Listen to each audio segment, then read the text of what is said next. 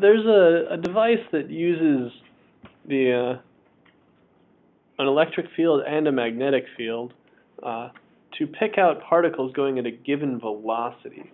It's called a velocity selector. And that works out the way it does because of the different way that magnetic and electric forces are applied.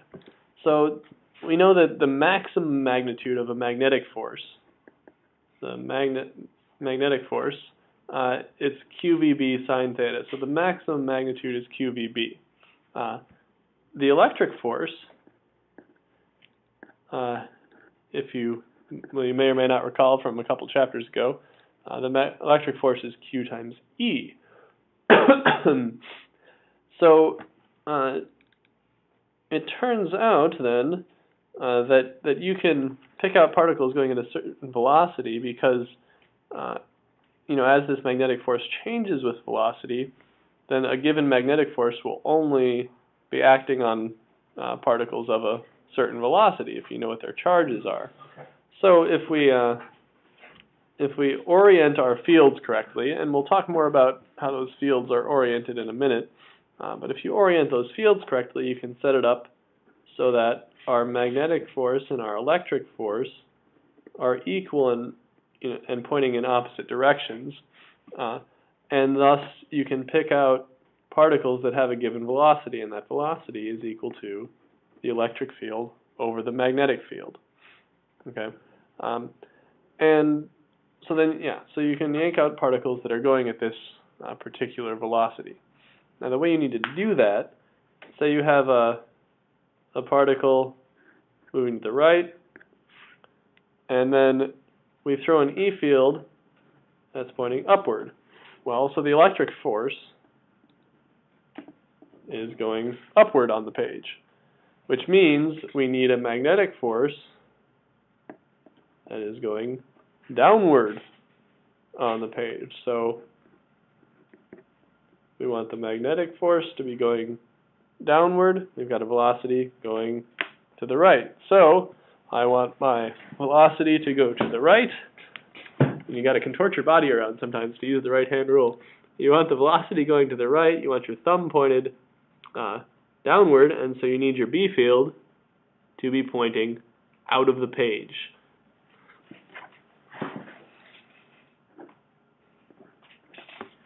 And then you can pick out particles that are going at a particular velocity. This principle of velocity selection is exploited in a clever way. The book talks about it, and you can read up on it if you want, but it's called an electromagnetic flow meter, and it's used to measure the speed of blood going through an artery by cleverly applying this principle. It's a bit more complex than I want to talk about, but you can read up on how that works if you're curious. I just want to take a quick moment to comment on the kind of the difference between these two forces. The electric force has the E field is going in a constant direction. So if you have a charge moving in a magnetic field, that electric force is in a given direction. And since that force acts, that force will act, and then as the force acts, if the particle is free to move, it'll move in that direction, and so work will be done on it. Or it will at least be accelerated in that direction, which means it might be moving the opposite direction, whatever, but it will have some component of motion in the direction of the field, and therefore some component of motion in the direction of the force, and that will cause work to be done on it. The magnetic force, on the other hand, it's related to that cross product of the velocity and the B field. Because it's this cross product, this force is always perpendicular to the velocity. It's always perpendicular to the direction the particle is going, which means that magnetic forces do no work.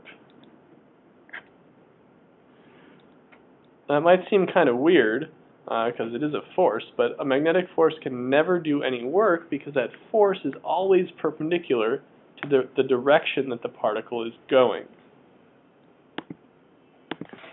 So there are three different cases of how a particle can behave when it's acting, when it enters into a magnetic field.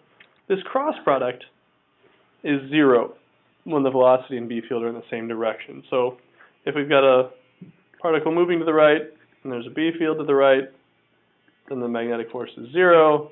You know, the particle just goes in a straight line according to Newton's first law. Okay, that's not very interesting. Now, what is more interesting is what happens when you have a particle. So you have a B field. We'll say this B in this region, which is why I've made this box. There's a B field in this region, and the B field through this region is constant. It is coming out of the page everywhere in this region. I'm done making circles. Okay. And we've got some particle moving to the right as it enters into that region. Well, we can follow the right-hand rule and determine that the force, if I can't contort my arm quite enough, that the force is downward as the particle enters this region. However, as the force is downward, this particle then moves, and at some later point, its velocity might be, you know, in some direction here. And when it's that direction, you know, again, we point our fingers in the direction of the velocity, curve it in the direction of the field, and the force changes direction to be, again, perpendicular to that. And as you continue doing that, what winds up happening is that you've got a velocity, and then at some later point, you've got a velocity going this way. At a later point, you've got a velocity going this way. You wind up getting this circular sort of path, because at each point, you know, if the velocity is downward, then according to the right-hand rule, the force is to the left. If the velocity is to the left, the force is up. And there's always this force pointing toward the center of a circular path, and you get this circular sort of motion. And we can quantify some of that using what we already know. Centripetal force is mv squared over r, and that centripetal force in this case is provided by the electric force. And this force, the velocity and the B field in this case are perpendicular, and so we can say that that's equal to QVB. Since they're perpendicular, we get a sine of 90, and it's just the magnitudes all multiplied together. So the V's cancel out, and this particle will travel around a circular path that has a radius of mv over QB. Right? Which is kind of an interesting sort of thing. And that principle is applied to a couple of different devices. There's something called a mass spectrometer. It's used, well, to measure mass, for one, but it's also used to separate out different isotopes of a given element. So they're all given some kind of charge so that they'll be deflected by this B field. But then, because they're different isotopes, they have different masses, and so then the radius of this curved path they travel around is slightly different. And so you have it creates a B field in a given region, and so then particles will be moving into the field, and if they have greater mass, then they'll have a greater radius of curvature on their path, where if they have smaller mass, you know, they'll come out at a different point. And so you can use that to separate out different isotopes that have those different masses. And that's useful in a lot of different applications, particularly in chemistry. The last case of motion in a particular pattern is when you have a component, when the velocity isn't perpendicular or parallel to the B field, when you have a component in both both with the B field and perpendicular to the B field. Say we've got a B field that's going up, and that's in this little box here, and we've got a velocity that's kind of going at this up into the right direction. Then there are two pieces to what's going on here. We have one component of the velocity, second component of the velocity. This component of the velocity is the one in the direction of the B field is entirely unaffected by the B field. So in that direction, the particle just keeps moving at a constant speed, constant velocity. While in the other direction, it starts, following that circular path. And so what winds up happening, let's say you have a constant velocity toward the camera, you have a velocity toward the camera, the B field is toward the camera, let's say, and you start off going in this sort of angled direction. Well, the particle will move in that direction, but then the component of the velocity that's perpendicular to the B field will create that force, and so that would cause it to move on this circular path, but it's also moving in a constant velocity upward. So in that case, what happens is you get a sort of helical motion, where if you look straight down on it, the particle will be moving in a circle, but it's also moving upward.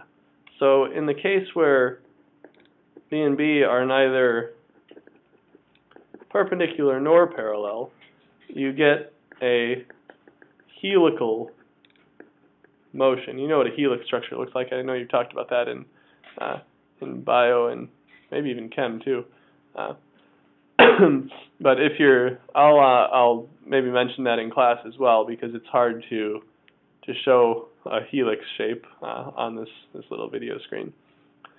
That helical motion creates an interesting effect with the Earth's magnetic field. When you have electrons and protons that come into the atmosphere near the poles, where the magnetic field is strongest, right near the poles of a magnet, they enter into this helical path, and they are getting spun around relatively quickly because the B field is strongest there. And as they do that, they run into different gas particles and whatnot in the atmosphere. And as they collide with them, they give them some energy. And when an atom gets energy, the electrons can jump up to a higher energy state, and then they emit light as they go back down to a lower energy state. And that's what causes, they're called the northern lights or the southern lights. The terms are the aurora borealis in the northern hemisphere, and the aurora australis. You might notice that looks an awful lot like Australia in the southern hemisphere, and it creates these really cool patterns of kind of green and blue and maybe pink.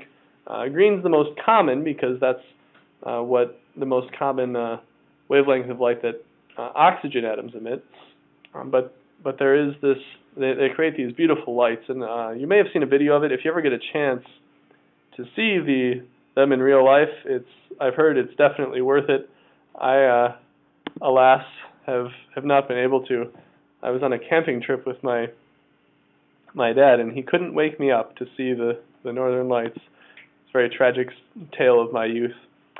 Anyway, that's just another effect of how charged particles move in a magnetic field.